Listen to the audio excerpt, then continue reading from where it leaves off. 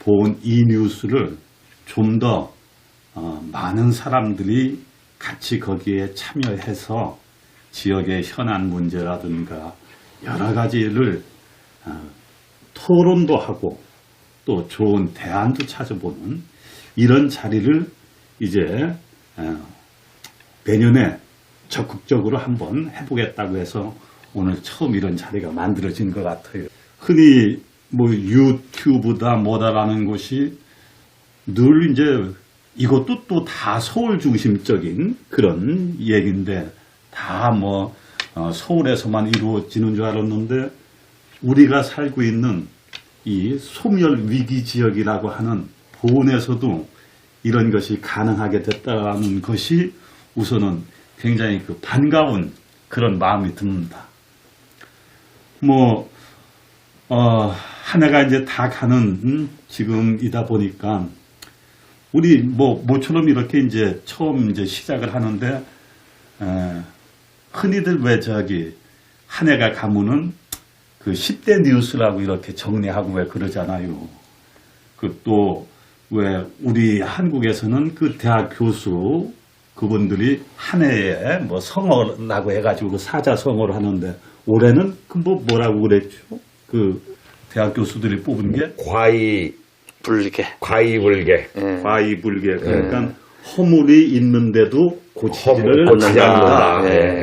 그래서 그걸 뭐 꼭 정치권에만 그게 해당하는 게 아니고 저도 그 얘기를 딱 뉴스에서 듣고는 저것은 뭐 비단 현재 우리 이 정부나 또는 뭐 이런 데 관련된 사람들만이 아니고 개개인 모두가 한 해를 지나가면서 맞아 나는 금년에 과연 얼마나 옳게 잘 살았나 또 그러고 내 허물을 나는 얼마나 고치려고 노력했나 이렇게 자기 자신에게 먼저 한번 물어보는 그런 것이 더 뜻이 있지 않을까 이런 생각도 해봤습니다. 그러면서 왜 저기 뭐 국내 10대 뉴스라든가 세계 10대 뉴스 또 그런 걸 각 언론에서도 이렇게 뽑잖아요. 뽑는데 우리는 뭐 여기 이제 보은군에서 우리 이제 셋이 모였으니까 이 자리에서 그러면은 우리 지난 이제 금년이죠. 2022년이 다 지나가는데 2022년 동안 우리 보은군에서 특히 군민들이 많은 관심을 가졌던 일은 뭘까? 이거 한번 여기서 한번 우리가 이렇게 뭐 추출을 한다고 할까? 뭐 이렇게 한번 그 의견을 모아봅시다. 근데 우리 김낙경 우리 이제 평소에 그런데 관심이 많잖아요. 꼼꼼하시고 그러니까 혹시 그런 거 한번 저기 생각 안 해보셨어요?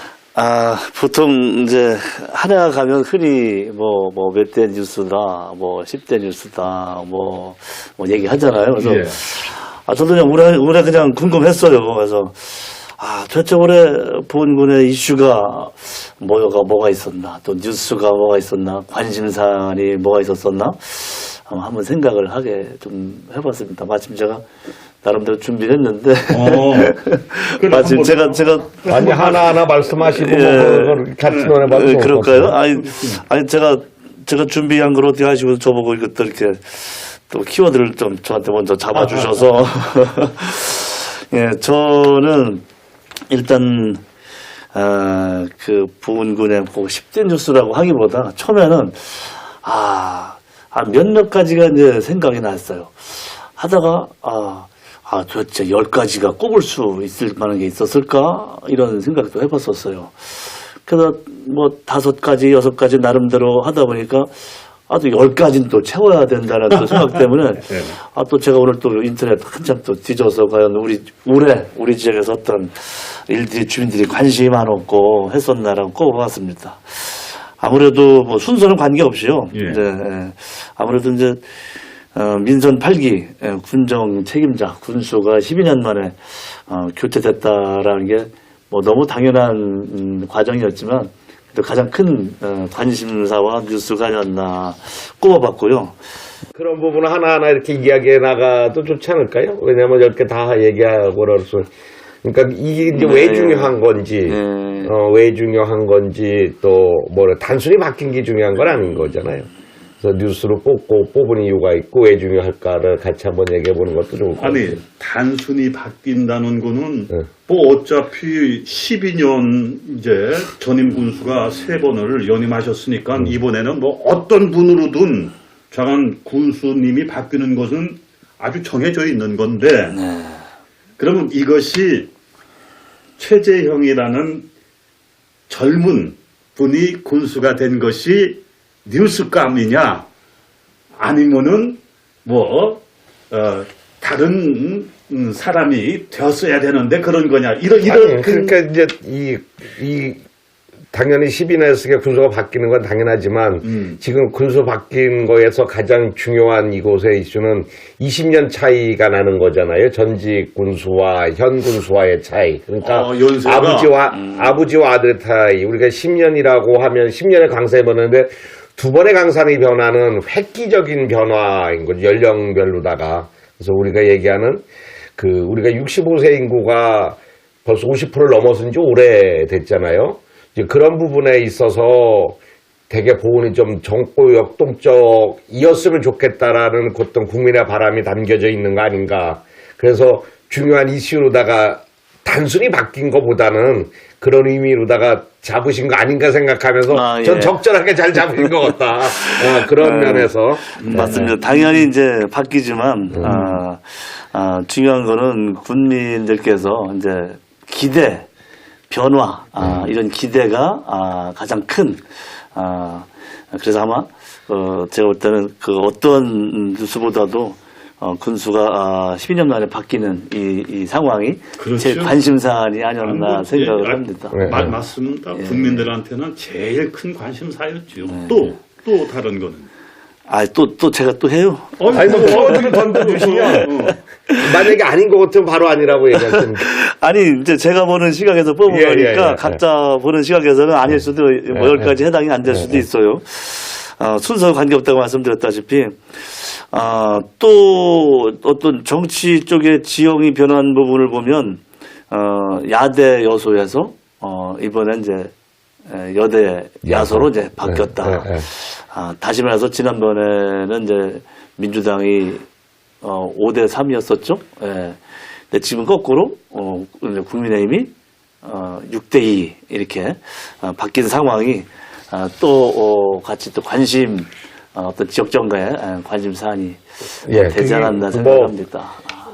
어떻게 했든 전체적인 선거가 흐름 속에서 가는 거기 때문에 어쩔 수가 없었지만 그래도 이제 지난번에는 그 의회와 집행부가 당이 달라서 서로 견제와 균형의 원리를 접목할 수 있었다면 대꾸는 중요하지 않고요. 있었다면 지금은 너무 한 줄로 갈 수뿐이 없는 구조적인 여건을 가진 게 조금 아쉽긴 하다. 그런 부분이. 그러니까 뭐 지난번에도 집행부와 의회가 좀 정권이 다르면서 견제할 수 있는데 견제를 못하고 끌려다녔다는 여러 가지 비판은 있습니다만 그래도 그 원리가 작동됐다면 요번에는 그 원리가 작동이 안 되고 한 그 정당으로다가 좀 편입이 되면서 견제와 균형 원리의 부분, 의회 역할의 부분에서 조금 많이 신경이 쓰이는 부분이고 그런 부분들이 의원님들이 좀 잘해 주셔야 된다. 그래서 그런 면에서 뭐 이것도 우리한테는 되게 중요한 영역 아닐까요? 그렇죠. 그런데 나는 굳이 이 지방의회, 특히 우리 보은군처럼 작은 이 농촌 지역의 군의회의 그 의원들을 꼭 저 국회에 중앙정치에 여당, 야당 이런 식으로 나누는 거 이것이 정말 바람직한 건가? 그리고 지금 말씀하셨듯이 뭐 선거는 어차피 현재 우리 대한민국 풍토에서는 정당의 공천을 받아서 나가는 분들이 무소속으로 가는 것보다는 훨씬 유리한 이런 지형이니까 정당 공천은 받는다고 하지만 꼭 이 작은 보은군에서 군수는 무슨 당, 또 우리 의회 의원들은 군수와는 다른 정당에서 공천받은 사람이 많아야지 이들이 군수를 갖다가 좀 견제할 수 있다. 이런 그 중앙 정치의 그 논리를 우리 지역 사회에 이렇게 적용하는 것은 나는 조금 바람직하지는 않다고 생각해요. 예. 저도 거기 동의합니다. 저는 그냥 지금의 흐름으로 뭐 동의는 하지만 사실 우리의 정치가 정치가 근본이고 그런 정당 정치의 근본을 따르자면 공천을 안 할 수가 없는 거고요.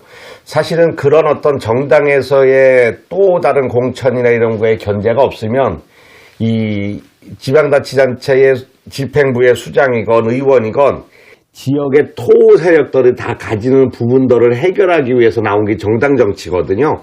왜냐하면 정당에서 그 부분들을 1차적으로 걸르고서 심판받는 부분이 있어서 그런데 이제 우리가 아직 이런 1990년대 이후에 제2의 어떤 민선 시대가 되면서 역사가 짧다 보니까 지금 아직 그렇게 국민들의 성에 안 차고 국민들이 참 화가 나시긴 한데 그래도 어떻게 됐든 간에 정당 정치를 표방하고 있고 그런 정당에서 1차적인 거름막을 할 수 있다고 하면 조금 더 우리가 손가락 혁명을 국민들이 일으켜야 될 거고 그걸 밑바탕해서 이 이름을 깨야지. 그렇기 때문에 만약에 정당을 없애다 그러면 신진이 들어갈 수 있는 길은 전혀 없거든요. 그래서 이런 부분에 대해서 좀 여러 가지 논박이 있는 것 같은데 저는 약간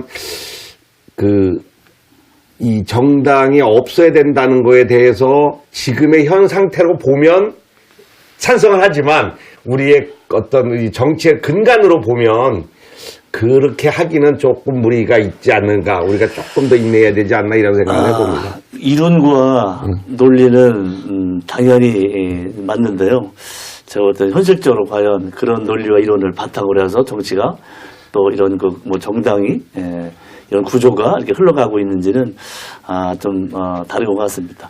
아무튼 지금 이 얘기가 이쪽으로 잠깐 좀 흘렀는데요. 이런 얘기 한번 짚은 거고 아까 제가 우리 이사장님 얘기하신 것 중에서 이 앞전에 민선 8기였었죠. 의회는 민선 8기 때는 견제와 균형이 효율적으로 이루어지는 구조였는데 지금은 그렇지 않을 것 같은 이런 염려를 이제 하셨어요. 그 염려와 우려는 저도 동감합니다만 그건 좀 과도한 부분이 일정 부분 있지 않을까. 거꾸로 다른 시각으로 보면 지나친 견제는 발목 잡기라는 또 다른 시각으로 비춰질 수도 있고요. 그런 면에서 지난 민선 8기 때는 그런 시각으로 보는 분들도 꽤 많이 있었었다. 오히려 견제이지만 과도하다면 발목 잡겠다 이런 시각 사례도 있었다는 말씀도 하시고 또 지금 당이 갔다고 그래서 계속 당이 갔다고 그래서 견제가 사라지나 이런 우려도 있지만 의회 본연의 기능에 입각해서 본다면 그런 우려는 크게 과연 작용할까 이렇게 저는 낙관적으로 좀 보고 있습니다. 잘 모르지. 하여튼 이 보험 국민들이 염려하는 거는 그냥 한 줄로 한 통 속으로 간다. 의회 기능이 상실됐다라고 하는 게 지금 현재의 이제 여론을 들으면서 이런 염려가 된다. 그렇지만 내년이 되면 또 이제 의회에서 제대로 할 수가 있겠죠. 하지만 지금 한 당에 이렇게 우리가 싹쓸이 구조로 갔을 때 가장 큰 문제가 국가적으로도 이 문제거든요. 이 문제. 그러니까 의회라고 하는 거는 법적으로 집행부를 견제를 할 수 있는 거거든요. 언론이나 시민단체가 하는 건 법적으로 하는 게 아니거든요. 근데 의회는 법적으로 그걸 하라고 만든 기구이기 때문에 그거를 해야지 되는데 그거를 잘못하면 사실은 아까 말씀드린 의회가 필요 없는 거죠. 그러니까 의회는 집행부를 도와주려고 있는 게 아니고 견제와 균형의 원리를 그 때문에 만들어진 거기 때문에 그거를 안 할 거면 의회가 필요하지 않다. 그래서 그런 부분은 좀 많이 고민해 볼 필요가 있다. 아니, 우리가 이제 오늘 처음 만나서 이렇게 얘기를 하는데, 우리의 걱정하는 바를 만약에 이제 우리 그 군의회 의원님들이 혹 보시게 되면은 아하 군민 세 사람이 모여서도 이런 걸 걱정을 하니까 우리가 정말 앞으로 의회 이걸 잘 운영을 해야 되겠다라는 그런 생각들을 하시겠죠. 예. 아, 예. 이제 지금 뭐 이제 넘어가시죠, 뭐. 예. 워낙 군민분들께서 현명하시고 예. 하셔서 이런 분들은 엄정하게 엄격하게 살펴서 보실 것 같습니다.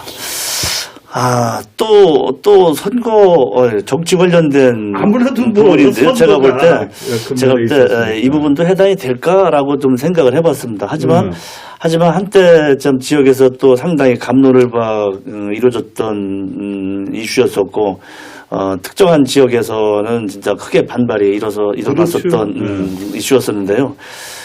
기초의회 선거구가 변경이 됐잖아요. 예. 가나다 선거구 중에서 인구 편차 헌법재판소의 인구 편차 기준에 따라서 변경이 됐는데 변경되는 과정에서 이 인구 편차의 어떤 평준화라는 4대1에서 3대1 기준에 따라서 변경하도록 한 취지가 결국은 이 특정 지역에서는 반발로 이루어지고 또 이런 우리 납득할 수 없는 어떤 뭐 방식과 절차로 군민 민의 의견 수렴 없이 이루어졌다라고 해서 그것도 결국은 선거 한 달 전에 이루어진 이런 납득하지 못한 사례로 해서 특히 삼성명 같은 경우는 엄청난 반발이 있었었잖아요. 그래서 이 부분도 참 민주적인 절차 방식으로 했다고 하지만 과연 이런 부분들을 다 담아냈는가, 과정에서도 문제가 컸고 결과에서도 납득하지 못한 이런 부분이 좀 아쉬웠던, 그래서 제가 또 한번 꼽아봤습니다. 예. 뭐 무슨 민주적인 절차에 의해서 했겠습니까? 그러니까 힘 있는 사람의 폭력에 의해서 한 거죠. 우리 이 선거구획을 결정할 때 사실은 미리 그거를 준비하게 안 하잖아요. 그래서 뭐 기초의원들이 사실 욕먹고 이렇게 하기는 했지만, 그거를 미리 준비할 수 있는 그런 부분을 상급에서 주질 않기 때문에 뭐 좀 이런 한계가 있는 것 같은데, 이런 문제는 조금 전체적으로다가 우리 지역이 자꾸 소멸되는 지역에서 이런 것 때문에 뜨거운 감자로 오를 수 있기 때문에 아직 중앙정치권 쪽에서 이런 건 많이 고민해야 될 것 같아요. 예. 우리 여기가 농촌 지역이다 보니까 단순히 그냥 인구만 기준으로 해가지고 결국 이번에 이제 바뀐 것도 보은읍의 인구가 많다 보니까 보은읍엔 의원 정수를 한 명 늘리고 우리 면 그쪽은 더 줄인 그런 거 아닙니까? 그런데 사실 이 농촌 이 인구를 단순한 정말 사람의 인구수만으로 이렇게 하는 것이 합리적인가에 대해서는 중앙 정치에서도 깊이 고려를 해야 될 것 같아요. 일단 말씀하신 대로 우리가 공론화 과정을 겪을 수 있는 시간을 줘야 되는데 그런 과정 없이 그런 게 의원들끼리만 그렇죠. 일부에서는 뭐 게리맨더링이다라까지 뭐 그럴 정도로 사실 눈에는 보여요. 속은 몰라도. 뭐 차기에는 뭐 이런 일들이 이제 없어야겠습니다.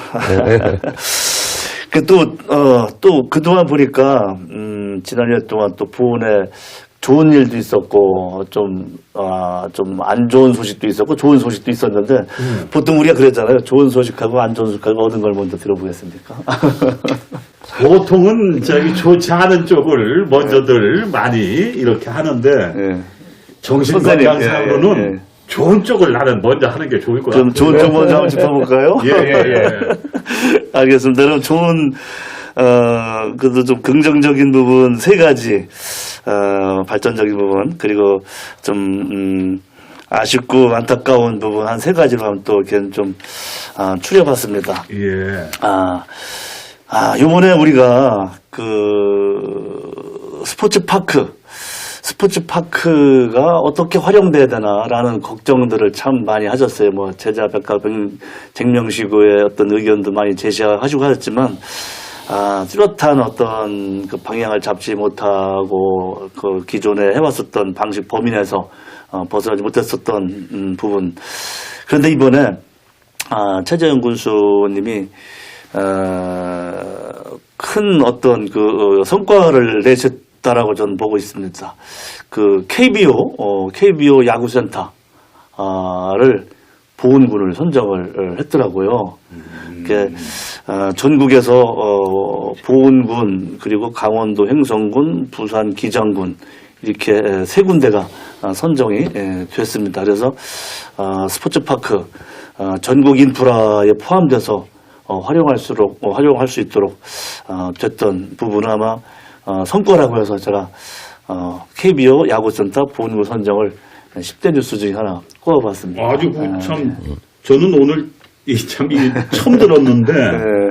많은 군민들이 전임 그 정상혁 군수께서 그 돈 많이 들여서 닦아놓은 저 스포츠 센터 저게 무슨 역할을 하느냐 하고 걱정을 많이 하셨었는데 다행히 이렇게 우선 그 KBO가 그 저기 우리 한국 야구 협회 아닙니까? 예. 아 그러니까 이제 거기서 우리 보훈군에 있는 야구장을 정식으로 그 훈련장 내지 연습장으로 활용한다라는 그런 맞습니다. 내용이네요. 예. 여기서 보면은 구체적인 계획이 그 프로팀, 프로팀 전지훈련, 또 아마팀, 또 유소년의 어떤 그 전지훈련 대회 이런 것도 활용되고요. 또 유소년 야구 인성교육, 또 지도자 심판 등 지도자 양성교육 이런 시설로 활용이 된다고 하네요. 좋은 소식입니다. 지금. 예. 정말 반가운 소식이었던 것 같습니다. 또 반길만한 소식이 또 꼽아본 게요. 제가 그 남북 6축 보훈 통과 제2고속도로 계획이 이제 우리 보훈군이 포함돼서 발표됐다라는 부분이 또 좀 좋은 소식으로 꼽아봤습니다. 남북 6축이라고 한다면 그 6축은 뭐를? 우리나라 고속도로 계획이 동서축과 남북축이 있어요. 우리 저기 대한민국 예, 이렇게 남북으로 기르니까 남북축과 우선은 이제 경부 고속도로처럼 남북으로 남북축과 또 이제 동서축은 동쪽과 서쪽으로 있는 거니까 지금 우리 지나가는 이 고속도로 상주 이쪽 이런 거는 그럼 뭐지 동서축에 이제 해당하는 거고. 그렇습니다. 그래서 이제 이 남북 6축이 그 진천에서 증평을 거쳐서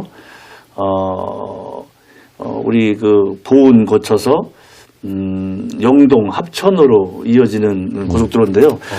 그동안은 이제 우리 이 보훈군의 고속도로가 아까 선생님 말씀하신 대로 동서축 당진 영동 고속도로가 보훈의 남쪽으로 거쳐서 지나가는 노선이거든요. 그렇죠. 근데 이번에는 2025년도까지 건설 계획인 제2 고속도로 계획이 2025년도까지예요.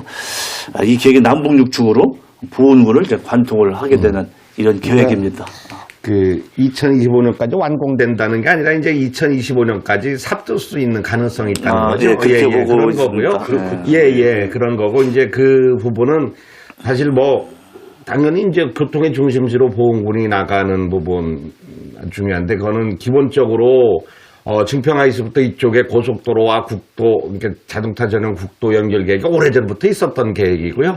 오래전부터 계획이 있었던 거고, 그리고 이제 이 철도축도 이 백대강 생태 쪽을 따라서 충북의 최남단부터 최북단까지 이제 이어지는 축이 있는 거니까 이런 부분이 이제 구체화됐다.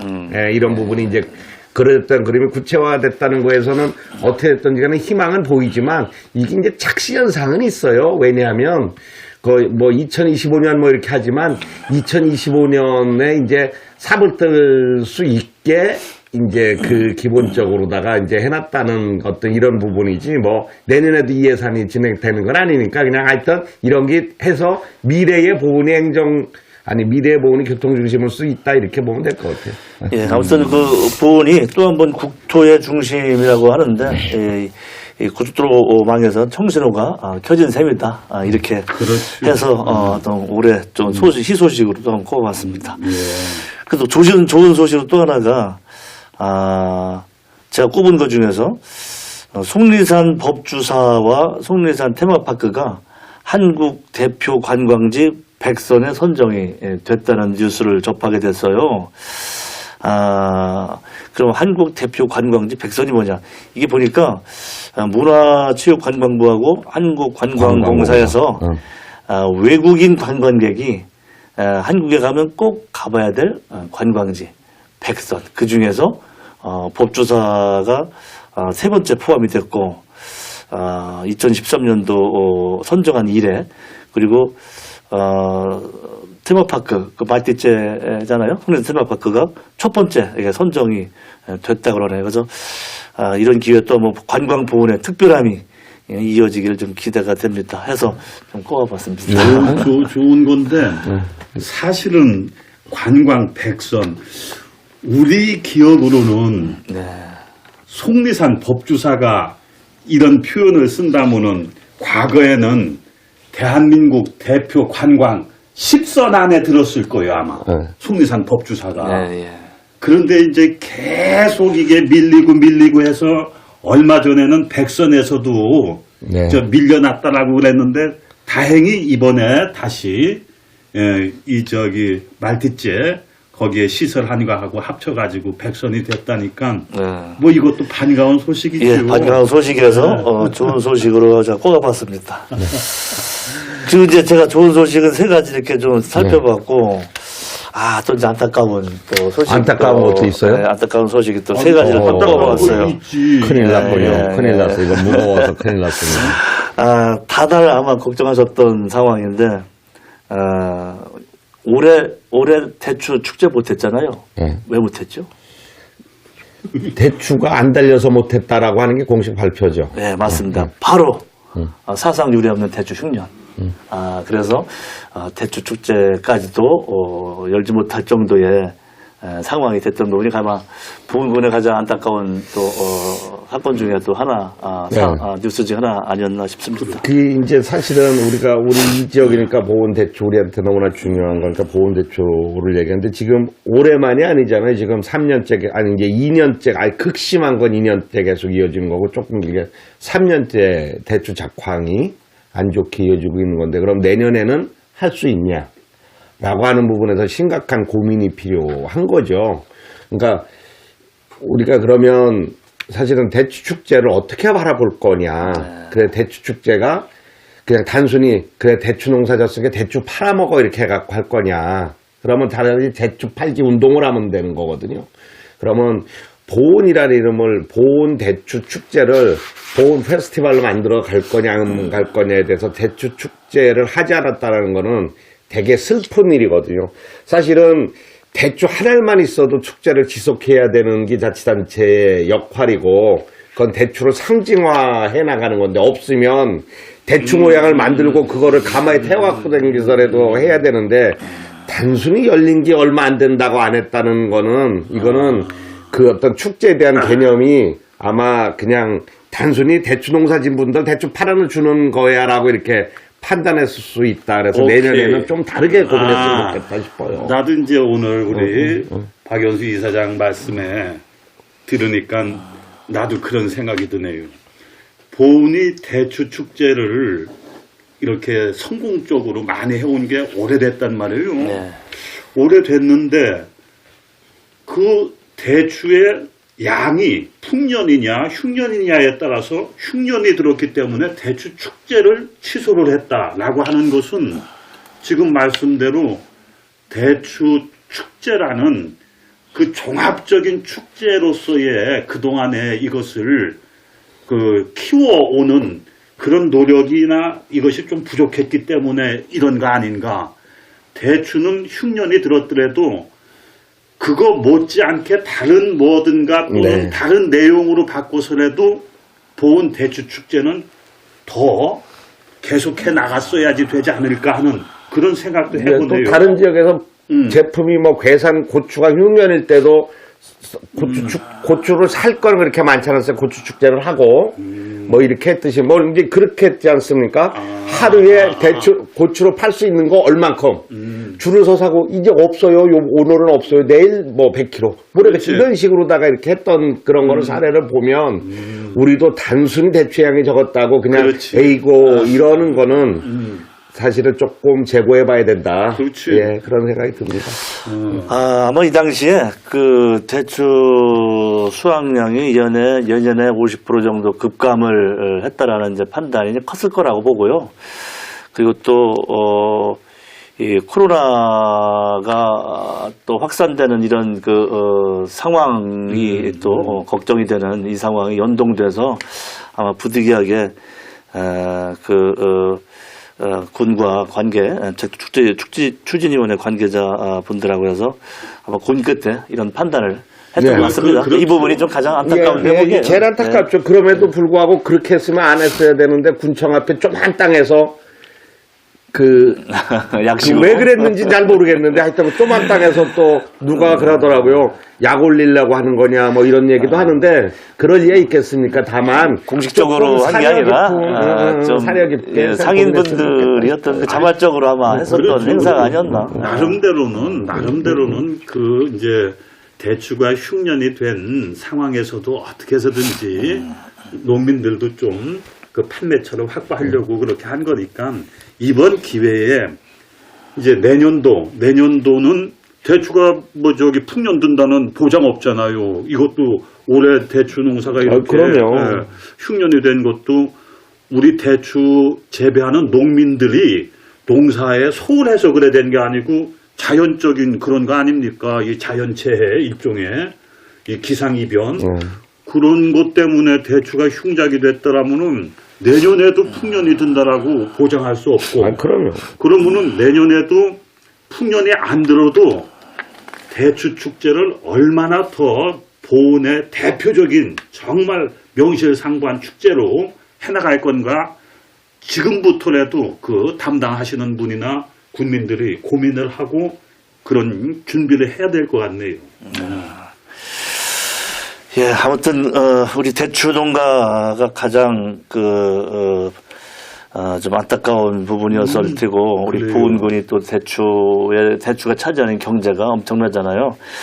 그런 면에서 봤을 때 이 이상 기온이라는 그 흉작은 좀 안타까웠던 뉴스 중에 가장 대표적인 뉴스가 아니었나 맞아요. 이렇게 생각이 좀 해봅니다.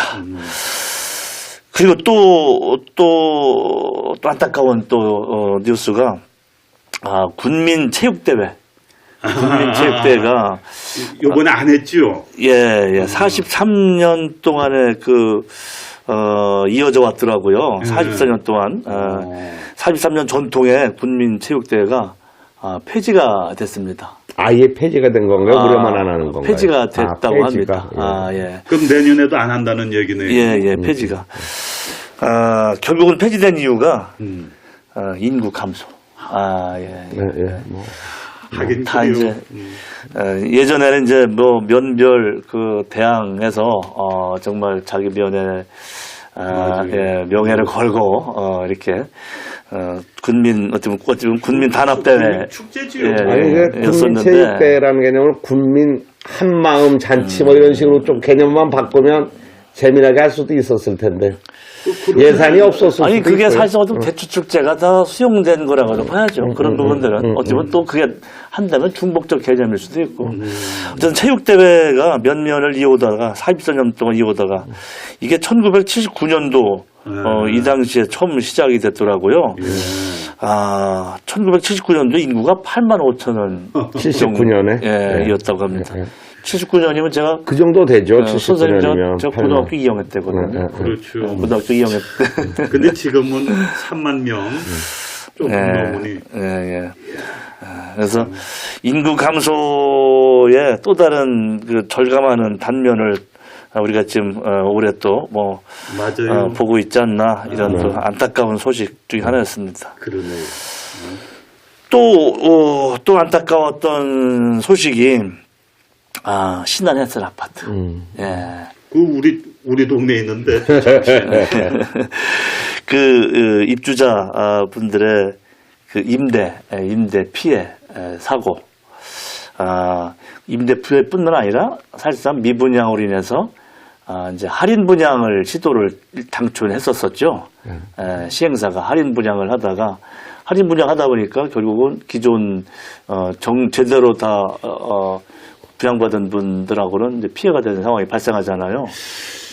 그래서 아니 저기 제가 잠깐 말을 끊어서 죄송한데 그러면 저기 맨 처음에 분양할 때는 예를 들어서 2억 원에 분양을 했는데 팔다 보니까 사는 사람이 없어가지고 우선 이 싸게 깎아서라도 팔겠다 이거 아니에요. 예. 그래서 이제 예를 들어서 1억 8천만 원에 분양을 해주면은 할인, 처음 분양받은 예, 사람과 할인, 2천만 원 차이가 나니까 처음 분양받은 사람들이 당연히 반발하죠. 반발.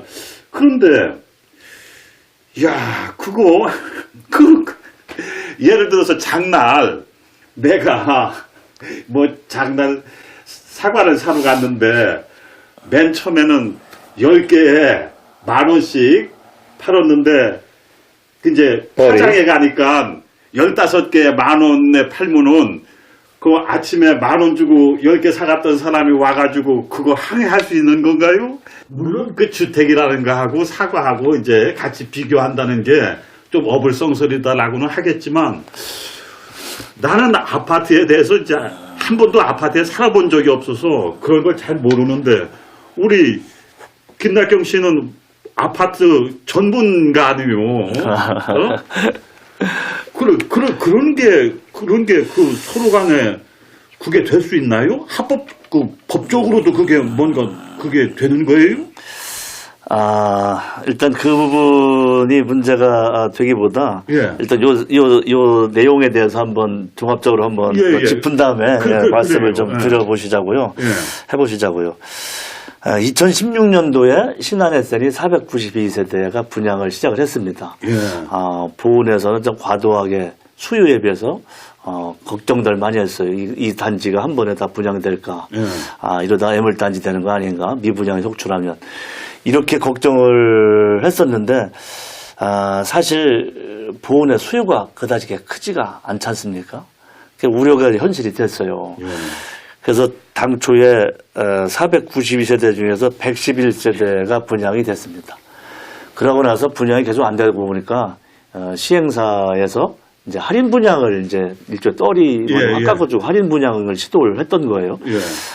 그러다 보니까 이 기존 제대로 다 분양가를 지불한 당초 지불했던 주민한테 이제 막대한 상대적 이제 피해가 발생이 되는 거 아닙니까? 그래서 이 당시에 입주 분양받은 분들이 시행사하고 잘 협의를 한 것 같아요. 추후에 할인 분양이 되면 보전을 해주겠다라고 잘 협의가 일단 봉합이 된 것 같은데 그 후로 이제 분양이 계속 안 되다 보니까 시행사가 이제 임대로 전환을 하게 됐습니다. 임대로 전환해서 보증금의 월세 얼마 형태로 해서 일단은 다 이렇게 입주를 시켰습니다. 그런데 이제 입주하고 나서 이제 다시 이주를 하려고 하는 분들이 보증금 반환이 안 되는 거예요. 자금난 때문에 시행사가. 그래서 이 문제가 비로소 이제 크게 드러났었던 이런 아무튼 사고가 되겠습니다. 아무튼 어떻게 됐던지 간에 그 건설사는 분양을 다 해보려고 노력을 했고 아파트 주민들은 내 집값을 보존하려고 노력했는데 뭐 그런 거는 서로가 갈등의 요소가 있을 수가 있다고 보는데 여기에 가장 중요한 건 사실은 사기 분양과 사기 임대죠. 왜냐하면 아파트를 신탁에 맡기면서 내가 그 전세를 들어가고 했을 때 우리가 전세 보증금이지만 우리가 뭐를 받죠? 갑자기 말하다 잊어먹었네요. 그 면에 가서 우리 전세하고 있다고 도장을 받지 않습니까? 확인 받는 거 그거 왜 갑자기 왜 이래? 네, 저도 이게 머리가 우리가 좀 안 되는 부동산을 잘 모르는 아무튼 이런 게 안 되고 우리가 이제 보증금이고 뭐고 기본적으로 우리가 그 전세나 월세 들어간 보증금 저기를 받을 수 있지 않습니까? 그런데 이런 걸 보장을 못 받게 돼 버린 거죠. 그러니까 이런 부분들을 입주자도 확인을 못한 거고 그러다 나중에 이제 나오려고 보니까 그 돈은 안 갖고 있는 거야 아무도. 예, 이래서 이제 결국은 이게 깊은 문제가 되고 이사 나올래도 나올 수가 없는 상황이 그래서 이곳을 정식 분양하다가 안 되니까 신탁에 다 넘기고 그래서 주인이 이제 아파트가 신탁에 넘어가 있는 상황. 신탁에서 이제 신탁에서 본 신탁이 본 파트너스로 본 파트너스로 이제 넘겼죠. 그게 문제가 됐던 거예요. 여기서부터가 이제 문제 일이 커지게 이제 책임이 없는 이런 소재로 해서 흘러가게 된 것 같습니다. 그런데 이제 여기도 안타까운 거는 사실은 이런 큰 분양이고 이제 이런 부분들의 이 행정의 지침도 받고 행정과 하는데 행정조차도 여기에 대해서 이 사유권 뭐 이렇게 갖고 관심 안 가지고 이게 문제가 되고 나서도 주민들이 이게 분통했던 거는 군에서 관심을 안 가져준다. 뭐 이런 그 걱정은 많이 했었거든요. 그러다가 이제 군청에서 와서 서로 다 협의를 하고 그랬는데 아무튼 조금 더 이 농촌 지역의 어떤 그 공동주택이나 이런 부분에 있어서 분양과 이런 거에 좀 세밀하게 좀 그 참여하고 세밀하게 관찰할 필요가 있다. 뭐 이런 게 느껴지죠. 이 부분은 어찌 보면 아까 제가 서두에 말씀드렸다시피 당초에 어찌 보면 예견된 우려 목소리가 있었었잖아요. 과연 이 큰 단지가 너무 분양이 될 것인가. 네. 분양이 안 된다 하면은 결국은 이런 할인 분양이다, 뭐 임대 전환이다. 이러면 어찌 보면 필연적으로 뒤따르는 이제 돌파구라기보다 방식이거든요. 2단계에서부터 이제 좀 아쉽다고 생각한다면 이 사업 승인 단계에서부터 이런 부분들이 좀 걸러졌으면 어땠을까 그렇죠. 하는 뭐 그런 아쉬움도 그런 아쉬움이 있는 거죠. 있습니다. 그런데 제 생각에는 과연 행정기관에서 그런 것까지 다 걱정을 해야 되나? 이게 처음에 이제 그 공동주택 허가를 내고 그럴 때 여러 가지 면밀히 살펴야 될 게 많죠. 아무래도 뭐 그런 부분에 있어서는 뭐 그냥 이렇게 근데 이 부분은 방치만 해놓을 수 있는 상황은 아니고 인허가 기관에서 관여할 부분은 아니죠. 그렇죠. 인허가는 이제 사업 승인 단계 또 그리고 사업 승인, 준공 승인 이 과정에서 역할을 하는 것이고 분양이나 이런 부분들은 이제 사유재산이다 보니까 군에서 인허가권자가 그 핸들링할 부분은 이제 아니지만 다만 어떤 주민들이 피해가 발생한다면 법률 지원을 모색한다든지 그렇지. 이런 정도는 할 수 있는 부분이 아닐까. 맞아요. 지금 뭐 빌라왕 요즘 수많은 수도권에서 피해 사고에 대해서 정부 차원에서도 법률 지원을 모색을 해보겠다고 하듯이 이제 그런 정도는 그러니까 아마 그 지방자치단체가 존재하는 이유가 맞네. 예, 우리가 이제 뭐 아시다시피 내 땅에 내 마음대로 집을 짓지 못하지 않습니까? 내 땅에 집을 지려고 해도 관내 허가를 받아야 되고 용적률이라는 게 있고 층수 제한이 있고 그렇듯이 이제 행정에서 그런 걸 다 그 규제하고 뭐 이러는데 지금 여러 가지 그냥 어쩌면 피해 규모가 있는데 조금 말씀하신 그런 피해 규모가 있는데 행정에서 사실은 뭐 사실 그런 어려운 사람들 지원하라고 있는 게 행정 아니겠습니까? 그러면 아까 이야기한 대로 뭐 법률 지원을 검토하는데 좀 더 면밀하게 살펴보고 행정에서 처리할 수 있는 일은 있는가 이렇게 바라봤을 텐데 초창기에는 그때 당시 초창기에는 사실 이거 우리 일 아니라고 행정에서 안 왔었거든요. 제가 거기 몇 번 갔을 때는 그런 부분을 행정에서 좀 면밀히 볼 필요가 있다. 맞아. 그런 부분에서 만약에 예견된 일이었었다라고 지금 하면 좀 더 면밀히 살폈어야 돼요. 예견된 일을 면밀히 살피지 않는다고 하면 그거는 무능력인 거죠. 그래서 이 사유재산은 무조건 사유니까 우리가 하지 않는다라고 하면 사실 빌라왕 그것도 하면 안 되는 거거든요. 그래서 우리가 이제 행정의 기능이 다양화되고 폭이 넓어지면서 인허가 내줄 때 모든 걸 다 한다는 게 아니라 조금 면밀히 살펴볼 부분은 명확하게 있다라고 사건이 발생될 때 좀 그런 지원할 필요는 있다 느껴져요. 아니 이런 것이 이제 우리 참 10대 뉴스로 이렇게 꼽아 보니까 정말로 지방자치단체 우리로 말하면 보훈군청이 신경 써야 할 일이 정말 많다라는 걸 또 다시 한번 느끼게 네, 되네요. 492세대 아파트 진다니까 아이고 보은에 큰 아파트 단지 들었으니까 일단은 환영할 일이지 좋지. 그런데 환영할 그것만 100% 할 게 아니라 이것이 잘못됐을 때 피해는 주로 우리 보은 군민들이 피해를 입을 테니까 거기에 대해서 사전에 여러 가지 그 참 파악도 하고 이런 참말로 군에서 할 일이 정말 많다라는 걸 다시 한번 우리가 생각하게 되는 그런 항목이네요. 예. 아무튼 이 신한랩센 아파트의 문제가 요원하지만 참 잘 해결돼서 참 주인 피해가 좀 발생하지 않았으면 하는 바람입니다. 다만 이런 건 있어요. 이렇게 미분양이 된 아파트가 다 분양이 또 되는 경우도 많습니다.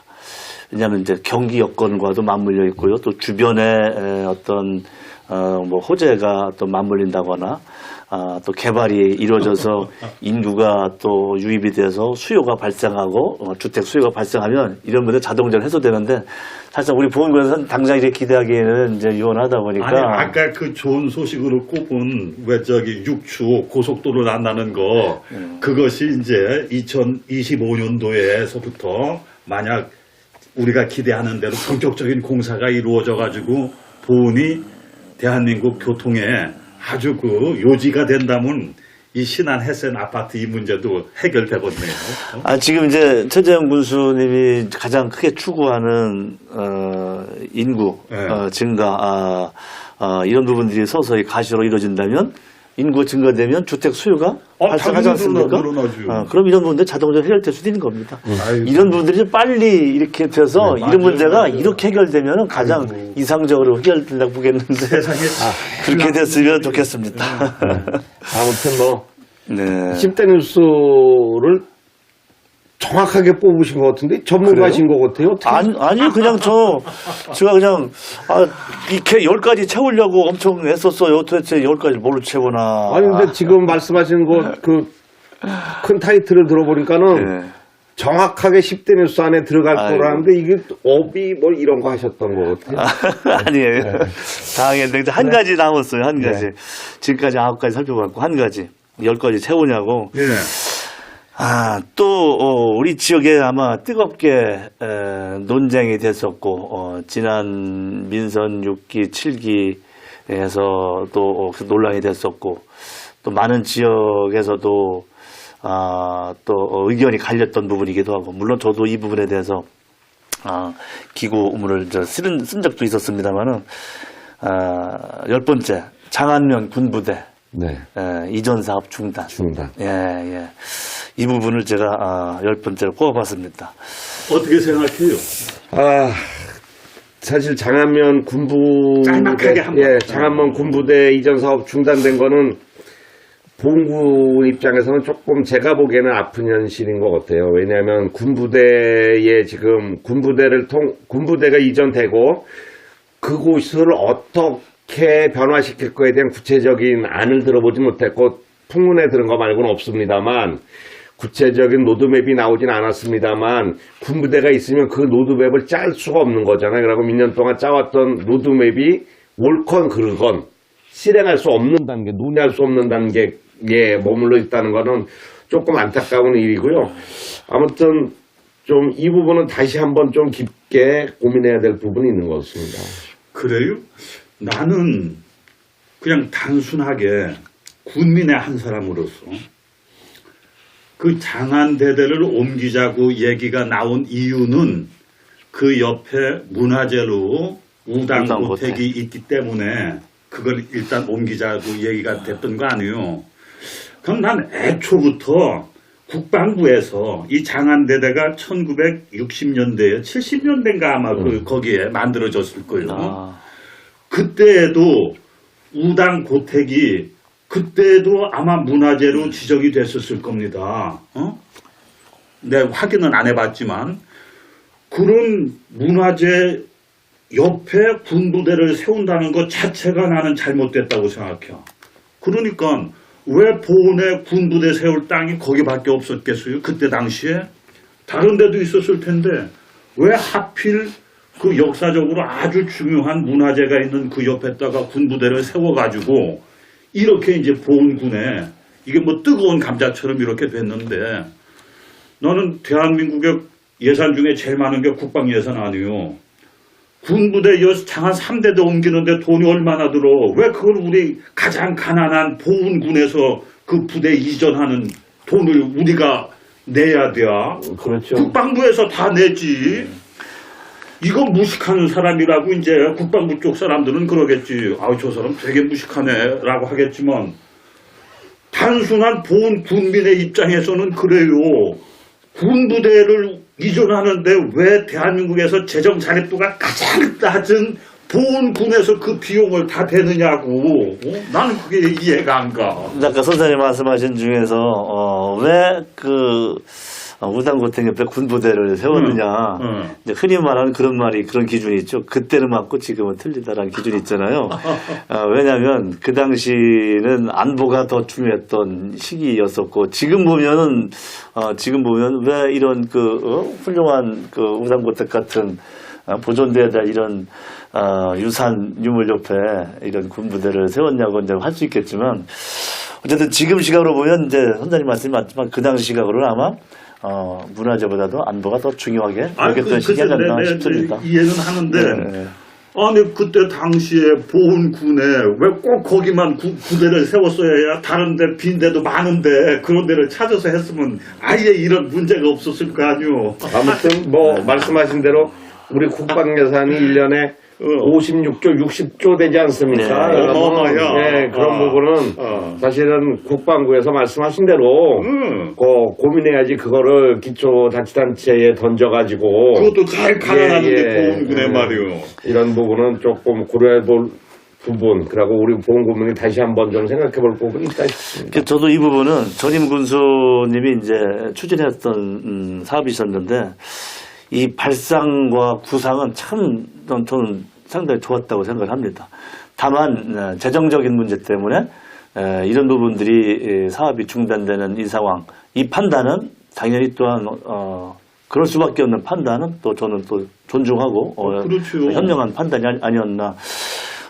군에 그 부담되는 재정이 너무 막대해서 결국은 군수님이 각계의 의견도 수렴하시고 또 종합적으로 신중하게 고심 끝에 결정한 거로 이렇게 보고 있습니다. 저는 그 현재 이번에 이제 바뀐 우리 최재형 군수께서 참 훌륭한 결단을 내렸다고 생각해요.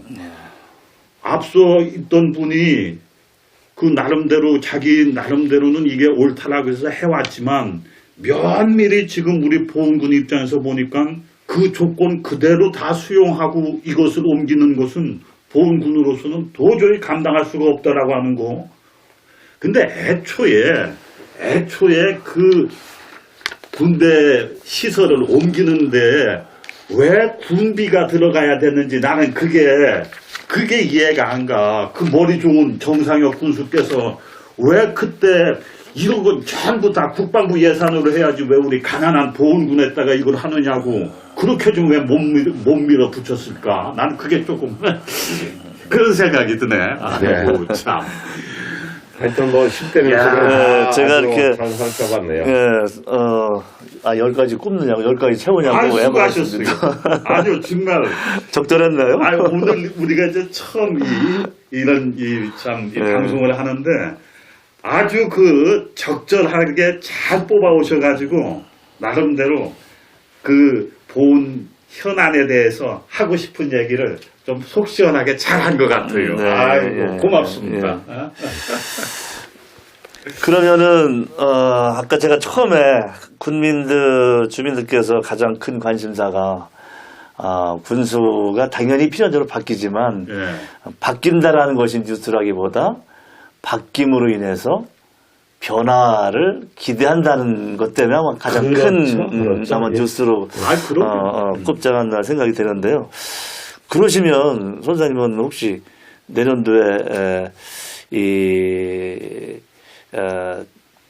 보훈군에, 예. 아니 보훈군에 아니면 보훈 군수에게 또 바라고 싶은 뭐 이런 혹시 또 예. 의견이 있으십니까? 아이, 저는 사실 제가 나이가 이제 70이 넘었는데, 우리 군수님이 저보다 한 10살은 아래일 것 같아요. 이제까지 제가 보훈이 고향이고, 지방자치가 처음 실시된 이래로 쭉 군수님들을 봤을 때, 한결같이 다 저보다 나이가 많은 분들이었습니다. 예. 이학래 군수가 나랑 엇비슷한 예. 그런 거였고, 그런데 이제 이렇게 나보다도 훨씬 젊은 분이 군수가 되니까 자연히 기대가 많이 가지요. 그리고 특히 이 장안대대에 옮기는 거 고심 끝에 더 이상 추진하지 않고 멈춘다라는 이런 결정 내린 걸로 봤을 때, 나는 앞으로 최재형 군수가 바로 이런 결정을 내릴 때에도 많은 국민들의 의견을 폭넓게 들어가지고 결정하셨을 거 아닙니까? 이런 식으로 앞으로 보훈군의 모든 군정에 국민들의 의견을 많이 들어가지고 그래서 군정을 펼쳐 나가 주셨으면 하는 그런 바람이 하나 있어요. 예. 혹시 우리 박영민 이사님 하시는 말씀이 많으실 것 같은데. 바람싸. 무슨 할 말이 있겠습니까? 바람상.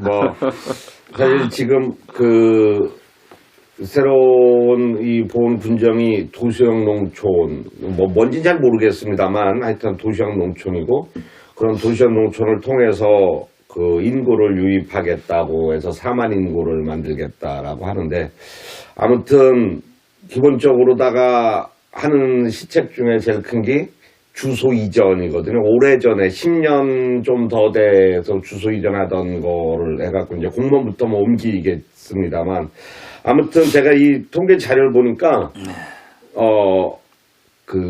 이전을 한 작년에만 해도 좀 나간 유출 인구가 더 많았는데, 올해 11월 말까지는 유입 인구가 한 100명 정도 더 많은 게 아마 그런 요인이 있지 않나. 그런 자료 통계가 있었어요? 그래서 그 요인이 아닐까라고 생각이 들고요. 유의미하게 연결된 것 같은데. 아무튼 우리 보훈의 인구가 31,491명 11월 말로 그래서 사망자가 450명, 그리고 출생자가 76명인데, 출생자는 보면 작년이랑 조금 통계 수치가 사망과 출생은 작년이랑 좀 비슷한 것 같아요. 결국 12월 말까지 통계 자료가 나와봐야 알겠는데 약간 비슷한데, 다만 100명의 유입 인구는 요번 주민등록 이전하기 운동을 통해서 벌어진 것 같아서 하여튼 유의미한 성과가 나타난 건 분명하다. 그런데 이 운동은 잠시 했다가 꺼졌던 게 그 전에 전례거든요. 어떻게 인구를 이곳으로 들어오게 할 건가, 유입하게 할 건가는 조금 더 깊게 고민해야 되거든요. 이번에 인사이동한 거 보니까는 이제 미래전략 TF팀을 만들었다고요. 그래서 미래전략 TF팀에 힘을 실어주고 그곳에서 그러면 보훈군의 미래전략을 통해서 인구 유입을 어떻게 할 건가, 어떤 방법으로 할 건가에 대한 깊은 고민을 좀 했으면 되겠다. 좋겠다 싶습니다. 좋은 말씀이에요. 저는 워낙 다 당연한 말씀들 하시니까, 저는, 최재형 군수님이, 여러 많은 분들의 의견을 잘 들으려고, 하시더라고요. 역시 또, 이제 그런 부분들이 좀 더, 젊은 분이다 보니까 그런 부분들이 더 잘 하시는 것 같고, 어찌 보면 군민들이 가장 소박한 바람 중에 하나가 또 그런 게 아닌가 싶어요.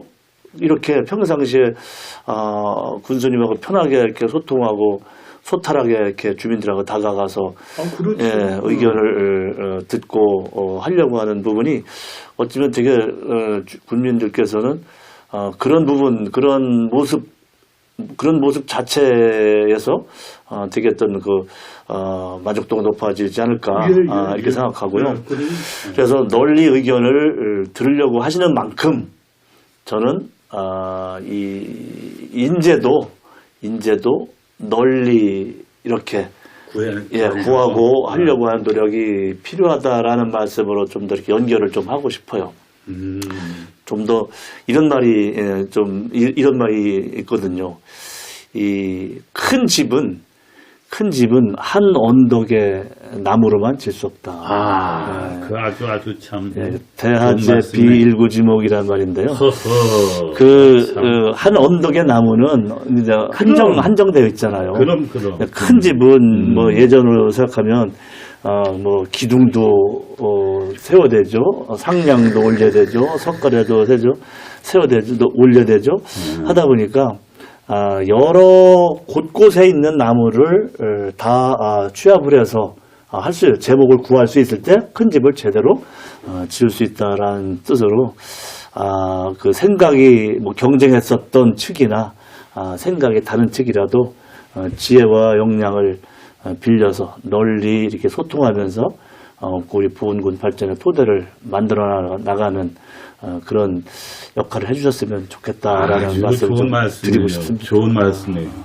나는 그 말씀에 이어서 네.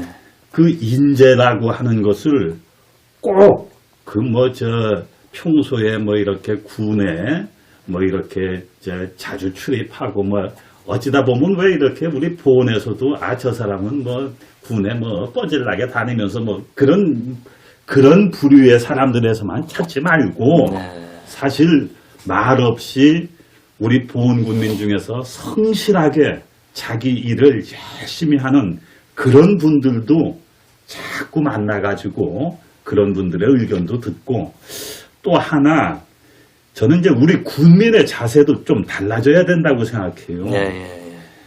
그 무조건 군에 대해서 이것저것 이런 거 해달라 뭐 이렇게 그냥 요구만 하지 말고 내가 정말 이 보훈 군민으로서 내가 우선 할 수 있는 일은 뭔가 내가 군에 좀 도움을 줄 수 있는 일은 뭔가 외람되지만 그런 것까지도 생각을 하면서 군정과 군민의 노력이 하나로 합쳐져서 이렇게 돼야지 군의 공무원들은 공무원들 따로 군민은 군민들 따로 이건 아니라고 생각해요. 그래서 기왕에 이제 젊은 군수가 새로 우리가 이제 뽑았으니까 군민들께서도 심기일전해서 좀 더 적극적으로 군정의 의견도 제시하시고 또 도와야 할 일일 때는 적극적으로 힘을 보태고 이러는 2023년이 됐으면 참 좋을 것 같네요. 네. 그런 바람과 기대를 그 민선 8기 우리 최재형 교수님께서 잘 풀어 나가시지 않을까. 나가시겠죠. 뭐 우리 보면서 이렇게 처음으로 이렇게 우리 셋이 모여서 이런 그 뭐 흔히 말하는 이 유튜브 이 방송도 이렇게 처음 시도하니까 이런 것들도 작은 밑돌이 될 수 있잖아요. 그래 아무튼 이렇게 이 뉴스가 마치 제가 진행을 하는 것 같습니다. 죄송합니다. 아니요. 여기 무슨 진행자 없는 건데. 다 같이 이렇게. 우리 이 뉴스에서 우리 김정인 대표께서 이렇게 또 앞서 나가는 이런 방식으로 이렇게 군민들의 의견도 군민들의 관심 사안을 이런 장에 올려놓고 서로 다양한 얘기를 나눌 수 있고 할 수 있도록 하는 이 뉴스가 이게 참 고맙죠. 또 앞서 나가는 부분이 가장 저는 또 좀 높게 평가를 좀 하고 싶습니다. 그렇습니다. 어떻게 보십니까? 뭐 아무튼 이 보훈군이 처한 현실은 사실 여러 가지 소식 통로가 단절돼 있다라는 거잖아요. 오로지 그 통로라고 하면 언론에서 운영하는 밴드를 통해서 소식을 접하게 되고 그래서 밴드가 보훈 소식의 중심이 되는 이런 부분에 있어서 다양한 관점에서 다양한 시각으로 바라볼 수 있는 이 어떤 방송이 있다라고 하는 거는 되게 중요한 영역인 것 같습니다. 지금 우리가 하는 거야 너무 참 부족하고 하겠지만 이게 기회가 돼서 이런 프로그램이 많이 만들어지고 그래서 다양한 생각들을 많이 접할 수 있게 이런 어떤 프로그램이 많아졌으면 좋겠다. 그리고 그런 중심에 이뉴스가 있고 제가 이뉴스에 함께 할 수 있는 것 또한 저도 그런 주춧돌을 놓는 거라 기쁘고 또 여기 두 분의 훌륭하신 이 선배님들, 선지자들이 계시기 때문에 저는 또 숟가락을 올려놓는 기분으로 이렇게 함께하게 돼서 영광입니다. 아이고, 네. 자간, 왜 성경에도 그런 말이 있다며요. 뭐, 시작은 미미하지만, 끝은. 내 나중은 힘이 장대하리라. 예. 그런 시발점이 되었으면은 더없이 좋겠습니다. 그래요. 예. 오늘은 이제 시간도 오래됐고 처음이고 그러니까 이제 여기서 그러면 그만 마치지요. 이뉴스 한번 화이팅으로 한번 마무리할까요? 그렇게 할까요? 어떻습니까? 뭐. 좋죠. 네, 자, 그럼 우리 합시다. 자. 이뉴스 화이팅! 화이팅! 아이고, 고맙습니다. 안녕하십니까.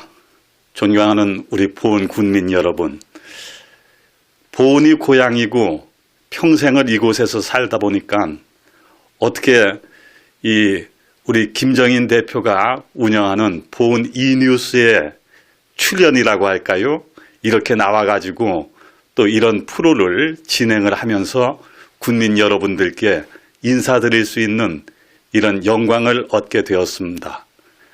존경하는 보은 군민 여러분, 모쪼록 새해에는 다들 건강하시고 원하시는 바를 다 이루시고 또 우리 보은군도 소멸 위기라는 이 어두운 터널을 벗어나는 희망찬 지역으로 발돋움할 수 있는 그런 새해가 되었으면 참 좋겠습니다. 예, 보은군민 여러분 안녕하십니까. 박연수 오랜만에 인사 올립니다. 참 힘든 한 해가 지나갑니다. 어쩌면 우리 국민은 국가와 자치단체의